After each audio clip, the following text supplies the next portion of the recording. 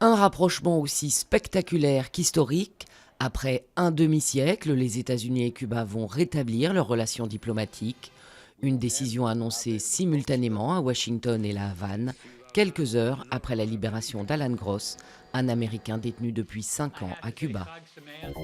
Quelle stratégie adopter vis-à-vis de Moscou? Les dirigeants européens vont en débattre lors d'un sommet à Bruxelles, une réunion largement consacrée à l'avenir de leurs relations avec la Russie, frappée depuis cet été par de lourdes sanctions en raison du conflit en Ukraine. Le tribunal administratif appelé à se prononcer sur le projet controversé de Center Parcs à Roibon, en Isère. Il doit décider de suspendre ou non les travaux.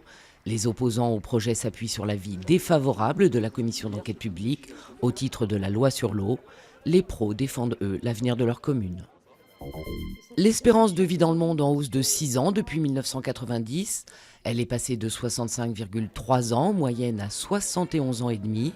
Une progression plus marquée pour les femmes, avec 6,6 années gagnées que pour les hommes, selon cette étude portant sur 188 pays.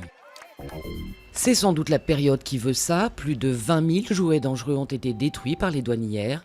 Des jouets importés illégalement de Chine, contrefaits ou non conformes. Des saisies en hausse de 12 à 15% par an, avec de plus en plus de jouets contrefaits.